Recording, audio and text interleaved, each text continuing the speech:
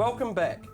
Over a period of 3 months in the second half of last year, the community organisation Eastern Vision undertook its own engagement exercise about the recovery of the eastern flatland suburbs of Christchurch, including the red zones. Joining me now is Evan Smith, Program Manager for Eastern Vision, to tell us what was involved and the results that came out of that initiative. So Evan, tell us, what is Eastern Vision? Eastern Vision was set up about 2 or 3 years ago.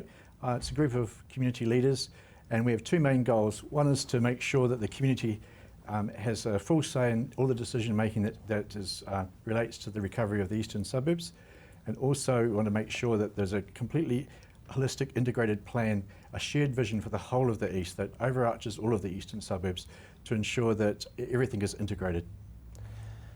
And what was the EVOSPACE consultation? The EVOSPACE consultation started about a year ago. It went on for about 3 months.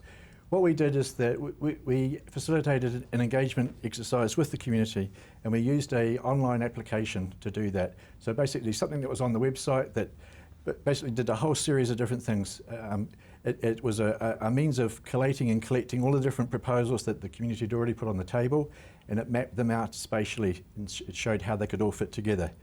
Then we collected feedback from the communities about what they thought of all those different ideas, and then we set up an analysis of all the data that came out of that and produced a report, and out of that came a map of community aspirations for the east.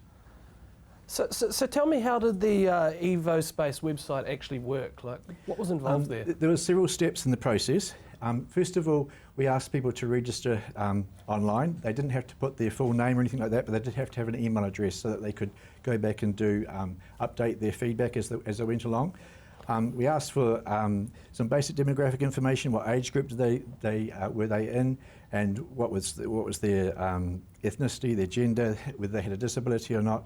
And we also asked them where did they live before the September quakes in 2010, and where do they live now, so that we could get an idea of whether they'd moved in the meantime. We also asked them if they'd been red zoned or not.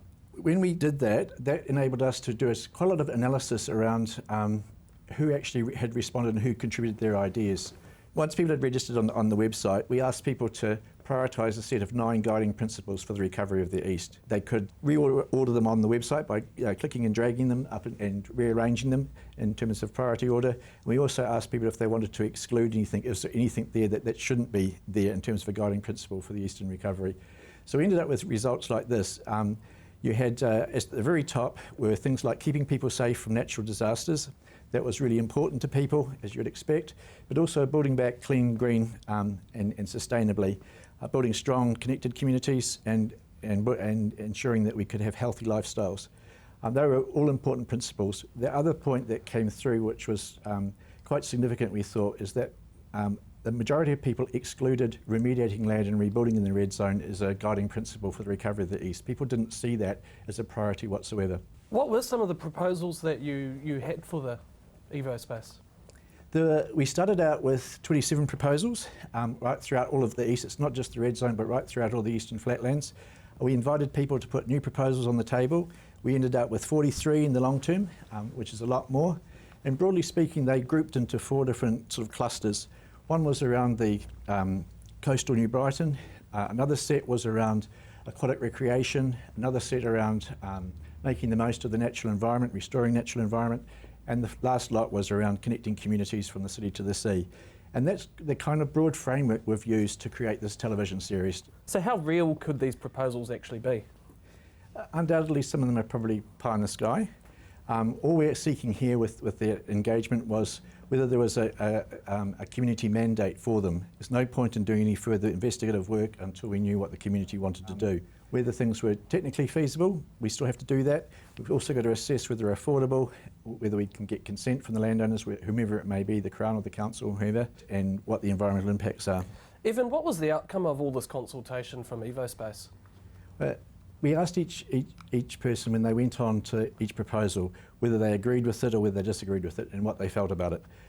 This enabled us to rank all the proposals into the most popular ones and the least popular ones.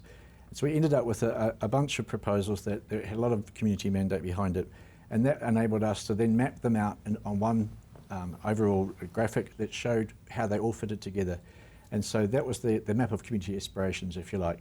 and that's what's guided us in terms of where to from here. So how does Eyes East relate to the next phase of the EVOSPACE consultation? This time we would like to see a much broader audience. So what we're doing is presenting the most popular proposals that are from the initial EVOSPACE consultation and trying to see if we can get a lot more people providing feedback on them. But we're only taking the most popular proposals, and so that's much more manageable than it was perhaps for the first time round. And is it costing much to do this? We're low budget, it's community driven, it's not, we don't have a Sarah comms team behind us with a large budget. We're doing it on the smell of an oily rag basically. It cost us about 10 grand to do the consultation last year, and that was with all the website development and everything else. This year it's probably going to be about 3 or 4 times that because of the television program, but essentially it's very low budget. Thanks, Evan.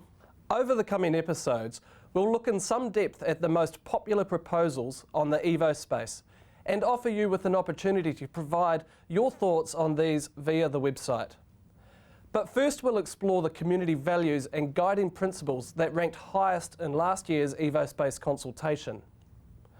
Next episode, we'll look at the natural hazards and how to keep communities safe from them, and what it means to build back clean, green and sustainably. Remember, you can always watch this episode online at any time by going to the CTV or Rebuild Christchurch websites, and you can share these links with your friends.